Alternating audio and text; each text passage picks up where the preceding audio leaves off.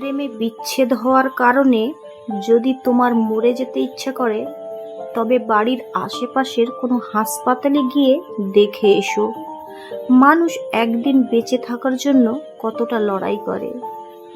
সামান্য অভাবে যদি তুমি দিশেহারা হয়ে পড়ো, তবে রাতের আঁধারে রাস্তার দুপাশে ঘুমিয়ে থাকা মানুষগুলোকে একবার দেখে এসো, যাদের পেটে নেই ভাত, মাথার উপরে নেই ছাদ। যদি তুমি কালো হওয়ার কারণে নিজের মুখ লুকিয়ে বেড়াও অন্যদের কাছ থেকে, তবে অ্যাসিডে ঝলসে যাওয়া মানুষগুলোর দিকে তাকাও, যারা নিজেদের সেই ঝলসানো চেহারা নিয়েও সমাজে ঘুরে বেড়াচ্ছে অবলীলায়।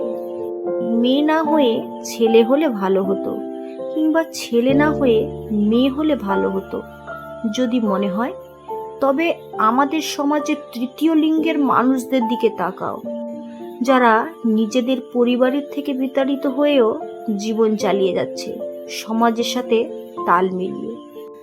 যদি নারী বলতে টাকা লোভী, ছলনাময়ী, ধোঁকাবাজ মনে হয়, তবে নিজের মায়ের দিকে তাকাও, যে তোমার বাবার অভাবের সংসারে না খেয়ে পড়ে আছে, তবুও ধনী কাউকে বিয়ে করার পথ বেছে নেয়নি।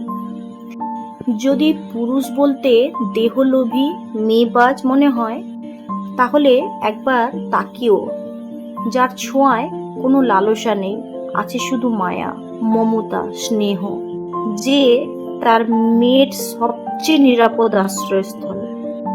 নিজের মধ্যে যদি কখনো অহংকার এসে পড়ে, তবে কোনো কবরস্থানে ঘুরে এসো, যেখানে তোমার চেয়ে বড় বড় জ্ঞানী, সুন্দরী এবং সফল ব্যক্তিরাও মাটির নিচে শুয়ে আছে।